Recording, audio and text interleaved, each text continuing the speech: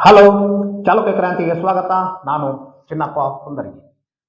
ವೀಕ್ಷಕರೇ, ನಾನು ಇವತ್ತಿಂದ ತಮ್ಮ ಜೊತೆಗೆ ಚರ್ಚೆ ಮಾಡಲು ಬಂದಂತ ವಿಷಯ ಏನಪ್ಪ ಅಂತಂದ್ರೆ, ಒಂದು ಗ್ರಾಮ ಅಭಿವೃದ್ಧಿ ಹೊಂದಬೇಕಾದರೆ ಅದರಲ್ಲಿ ಸರ್ಕಾರ ಯಾವ ರೀತಿಯಾಗಿ ತನ್ನ ಕೆಲಸ ಕಾರ್ಯಗಳನ್ನು ಅನುಷ್ಠಾನ ಮಾಡ್ತಾ ಇದೆ ಅಂತೇಳಿ.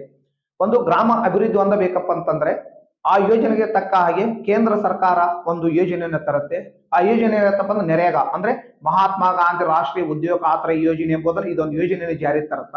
ಈ ಯೋಜನೆ ಜಾರಿ ತಂದಾದ್ಮೇಲೆ ಕೆಲವೊಂದಿಷ್ಟು ಗ್ರಾಮ ಪಂಚಾಯತ್ಗಳು ಕೂಡ ಮಾದರಿ ಗ್ರಾಮಗಳು ಕೂಡ ಆಗಿದ್ದವು. ಕೆಲವಷ್ಟು ಗ್ರಾಮ ಪಂಚಾಯತ್ಗಳ ಮೊದಲು ಯಾವ ಸ್ಥಿತಿ ಇದ್ದಲ್ಲ ಅದೇ ಸ್ಥಿತಿಯಲ್ಲಿ ಕೂಡ ಇವತ್ತಿಗಿದ್ದವು. ಇದು ಅಭಿವೃದ್ಧಿ ಹೊಂದಲು ಹಾಗೂ ಅದೇ ಸ್ಥಿತಿಯಲ್ಲಿ ಇರಲು ಕಾರಣ ಎಂಬುದನ್ನು ನಾನು ನಿಮಗೆ ಈ ಮೂಲಕವಾಗಿ ಚರ್ಚೆ ಮಾಡ್ತಾ ಇದ್ದೀನಿ. ಇದೇ ರೀತಿಯಾಗಿ ಇವು ಅಭಿವೃದ್ಧಿ ಯಾಕೆ ಹೊಂದಿಲ್ಲಪ್ಪ ಅಂತಂದ್ರೆ, ಅಲ್ಲಿ ಇರತಕ್ಕಂತ ಅಧಿಕಾರಿಗಳು ನರೇಗಾ ಯೋಜನೆಯನ್ನ ಸರಿಯಾದ ರೀತಿಯಲ್ಲಿ ಅನುಷ್ಠಾನ ಮಾಡ್ತಾ ಇಲ್ಲ. ಆ ಅನುಷ್ಠಾನ ಮಾಡ್ತಾ ಇಲ್ಲಪ್ಪ ಅಂತಂದ್ರೆ ಇವತ್ತು ನಮ್ಗೆ ಏನಾಗ್ಬಿಡತ್ತಪ್ಪ ಅಂತಂದ್ರೆ, ನರೇಗಾ ಯೋಜನೆ ಮಹಾತ್ಮ ಗಾಂಧಿ ರಾಷ್ಟ್ರ ಉದ್ಯೋಗ ಖಾತ್ರಿ ಎಂಬುದು ಇದೊಂದು ಬರೀ ಗ್ರಾಮ ಪಂಚಾಯಿತಿ ಮಟ್ಟದಿಂದ ಈ ಯೋಜನೆಯನ್ನು ಅನುಷ್ಠಾನ ಮಾಡ್ತಾ ಇದ್ದಾರೆ ನಾವು ತಿಳ್ಕೊಂಡ್ಬಿಟ್ಟಿದೀವಿ. ಇದು ನಮ್ಮ ದಡ್ಡತನ. ಗ್ರಾಮ ಪಂಚಾಯಿತಿ ಮಟ್ಟದಿಂದ ಅಷ್ಟೇ ಈ ಕೆಲಸ ಕಾರ್ಯಗಳು ಅಂದ್ರೆ ಹಲವಾರು ಇಲಾಖೆಗಳಿದಾವೆ. ಇವತ್ತಿಗೆ ನಮ್ದ ಸಾಮಾಜಿಕ ಅರಣ್ಯ ವಲಯ ಇರ್ಬೋದು, ಈ ಕಡೆ ರೆಗ್ಯುಲರ್ ಫಾರೆಸ್ಟ್ ಇರ್ಬೋದು, ಕೃಷಿ ಇಲಾಖೆ ಇರ್ಬೋದು, ರೇಷ್ಮೆ ಇಲಾಖೆ ಇರ್ಬೋದು, ಈ ಕೂಡ ಮೀನುಗಾರಿಕೆ ಇಲಾಖೆ ಇರ್ಬೋದು. ಇವೆಲ್ಲ ಬೇರೆ ಬೇರೆ ಇಲಾಖೆಗಳು ಕೂಡ ಒಂದು ಗ್ರಾಮ ಮಟ್ಟದಲ್ಲಿ ಅಭಿವೃದ್ಧಿಯನ್ನು ಹೊಂದಬೇಕಾದ್ರೆ ಈ ರೀತಿಯಾಗಿ ತಮ್ಮ ಕೆಲಸ ಕಾರ್ಯಗಳು ಅಂದ್ರೆ ತಮ್ಮಲ್ಲಿ ಬರತಕ್ಕಂಥ ಯೋಜನೆಗಳನ್ನ ಜನಗಳಿಗೆ ಯೋಜನೆ ಮೂಲಕ ಕೊಟ್ಟ ಕೆಲಸ ಜನಗಳನ್ನು ಅಭಿವೃದ್ಧಿಗೊಳಿಸಬೇಕಂತ ಹೇಳಿ ಕೆಲಸ ಇದೊಂದು ಸರ್ಕಾರದ ಯೋಜನೆ ಇರುತ್ತೆ. ಅದರಲ್ಲಿ ಕೂಡ ಜನಗಳು ಆರ್ಥಿಕ ಪರಿಸ್ಥಿತಿಯಲ್ಲಿ ಸುಧಾರಣೆ ಆಗಲಿ. ನರೇಗಾ ಯೋಜನೆಯಡಿ ಎನ್ಎಂಎಂಎಸ್ ಹಾಜರಾತಿ ಸೆರೆ ಹಿಡಿಯುವಲ್ಲಿ ಆಗುತ್ತಿರುವ ಅಕ್ರಮಗಳು ಅತಿ ಶೀಘ್ರದಲ್ಲಿ ನಿರೀಕ್ಷಿಸಿ ಚಾಲುಕ್ಯ ಕ್ರಾಂತಿ. ಅವ್ರಿಗೆ ಒಂದು ದಿನಕ್ಕೆ 349 ರೂಪಾಯಿನ ಕೂಲಿ ಕಾರ್ಮಿಕ ಕೊಡುವಂತ ಇದೊಂದು ಯೋಜನೆ ಆಗಿರುತ್ತ. ಈ ಯೋಜನೆಯನ್ನ ಸರಿಯಾದ ರೀತಿಯಲ್ಲಿ ಬಳಕೆ ಮಾಡಿದಾಗ ಮಾತ್ರ ಆ ಗ್ರಾಮ ಅಭಿವೃದ್ಧಿ ಹೊಂದಲು ಸಾಧ್ಯ. ಈ ಯೋಜನೆಯಲ್ಲಿ ಲೋಪದೋಷಗಳು ಕಂಡು ಬರುವುದರಿಂದ ಅಂದ್ರೆ ಮಹಾತ್ಮ ಗಾಂಧಿ ರಾಷ್ಟ್ರ ಉದ್ಯೋಗ ಖಾತ್ರಿ ಯೋಜನೆಯಲ್ಲಿ ಯಾವ ರೀತಿ ನಡೀತಾ ಇಪ್ಪತ್ತ ಅಂತಂದ್ರೆ, ಕೆಲವಷ್ಟು ಜನಗಳಿಗೆ ಗೊತ್ತು ಇರುತ್ತದು. ಬೇರೆ ಕಡೆಯಲ್ಲಿ ನೆಲೆಸಿರುವ ಜನಗಳಿಗೆ ಸಂಬಳವನ್ನು ಹಾಕುವುದು, ಆ ಕೆಲಸಕ್ಕಾರು ಹೋಗದೇ ಇದ್ದ ವ್ಯಕ್ತಿಗೆ ಸಂಬಳ ಹಾಕೋದು. ಇನ್ನೊಂದು ಹೆಚ್ಚಿನ ವಿಚಾರ ಏನಪ್ಪಾ ಅಂತಂದ್ರೆ, ಚಿಕ್ಕ ಮಕ್ಕಳು ಕೂಡ ಬಾಲ ಕಾರ್ಮಿಕರ ಮೇಲೆ ಕೂಡ ಹಣವನ್ನು ಸಂದಾಯ ಮಾಡೋದು. ಅದೇ ರೀತಿಯಾಗಿ ಇದು ಅಸಾಧ್ಯ ಆದ್ರೂ ಕೂಡ ಅಧಿಕಾರಿಗಳು ಸಾಧ್ಯ ಅಂತ ಮಾಡಿದ್ರು ಅವರು. ಅದು ಯಾವ ರೀತಿ ಇರುತ್ತಪ್ಪ ಅಂತಂದ್ರೆ, ಮರಣ ಹೊಂದಿರುವ ವ್ಯಕ್ತಿ ಹೆಸರ ಮೇಲೆ ಕೂಡ ಹಣವನ್ನು ಸಂದಾಯ ಮಾಡ್ತಾ ಇದ್ರು ಅವರು.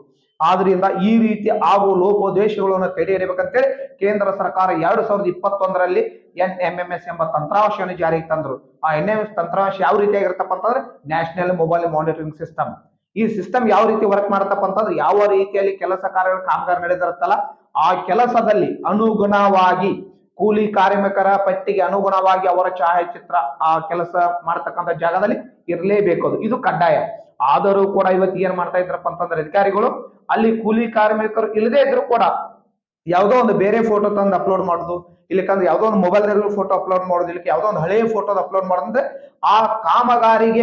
ಆ ಕಾಮಗಾರಿಗೆ ಹೊಂದಾಣಿಕೆ ಆಗದೇ ಇರುವಂತ ಫೋಟೋಗಳು ಕೂಡ ಅಪ್ಲೋಡ್ ಮಾಡಿ ಕೆಲಸ ಬಿಲ್ಲನ್ನು ಸಂದಾಯ ಮಾಡ್ತಾ ಇದ್ರು.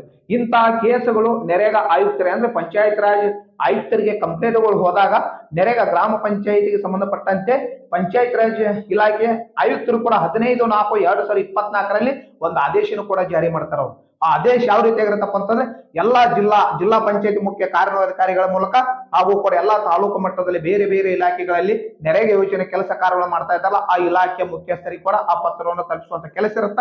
ಆ ಪತ್ರದಲ್ಲಿ ಇರತಕ್ಕಂಥ ಚರ್ಚೆಯ ವಿಷಯ ಏನಾಗಿರುತ್ತಪ್ಪ ಅಂತಂದ್ರೆ, ಮಹಾತ್ಮ ಗಾಂಧಿ ರಾಷ್ಟ್ರೀಯ ಉದ್ಯೋಗ ಖಾತ್ರಿ ಯೋಜನೆಗೆ NMMS ಅಂದ್ರೆ ನ್ಯಾಷನಲ್ ಮೊಬೈಲ್ ಮಾನಿಟರಿಂಗ್ ಸಿಸ್ಟಮ್ ಈ ಹಾಜರಾತಿಯನ್ನ ಯಾವ ರೀತಿಯಾಗಿ ಲೋಪದೋಷಗಳು ಮಾಡ್ತಾ ಇದ್ದಾರೆ, ಇಂಥ ಲೋಪದೋಷಗಳು ಕಂಡು ಬಂದವಪ್ಪ ಅಂತಂದ್ರೆ ನಾವು ಅವರ ಮೇಲೆ ತಕ್ಷಣ ಶಿಸ್ತುಬದ್ಧ ಕಾನೂನು ಕ್ರಮವನ್ನು ಜಾರಿ. ನರೇಗಾ ಯೋಜನೆಯಡಿ NMMS ಹಾಜರಾತಿ ಸೆರೆ ಹಿಡಿಯುವಲ್ಲಿ ಆಗುತ್ತಿರುವ ಅಕ್ರಮಗಳು ಅತಿ ಶೀಘ್ರದಲ್ಲಿ ನಿರೀಕ್ಷಿಸಿ ಚಾಲುಕ್ಯ ಕ್ರಾಂತಿ ಮಾಡಲಾಗುವುದಂತೇಳಿ ಸರ್ಕಾರ ಇವತ್ತಿಗೆ ಆದೇಶವನ್ನು ಮಾಡಿದ್ರು ಕೂಡ ಕೆಲವು ಗ್ರಾಮ ಪಂಚಾಯಿತಿಯಲ್ಲಿ 10 ಜನ ಹಾಜರಾತಿ ತೋರಿಸ್ತಿದ್ದಾರೆ, ಕೂಲಿ ಕಾರ್ಮಿಕರು 3 ಜನ ಇರ್ತಾರೆ. ಕೆಲವು ಪಂಚಾಯತಿಯಲ್ಲಿ 10 ಜನ ಕೂಲಿ ಕಾರ್ಮಿಕರು ತೋರಿಸ್ತಿರ್ತಾರಲ್ಲಿ ಅಲ್ಲಿ ಒಬ್ಬರೇ ಕೂಲಿ ಕಾರ್ಮಿಕರಲ್ಲಿ ಕೆಲವೊಂದಿಷ್ಟು ಕಡೆ ಎಂಟಿ ಫೋಟೋ ಕೂಡ ಇರುತ್ತೆ. ಈ ರೀತಿ ಅಂದ್ರೆ ಈ ಅಧಿಕಾರಿಗಳು ಮಾಡಿದಂತ ಆದೇಶ ಪತ್ರ ಹಲ್ಲ ಇಲ್ಲದೆ ಇರುವ ಹಾವು ರೀತಿಯಾಗೈತಿ.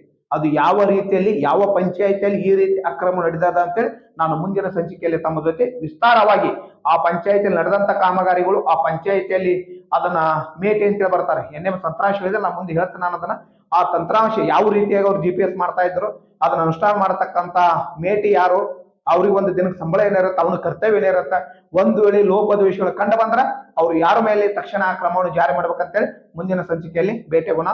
ನಮಸ್ತೆ.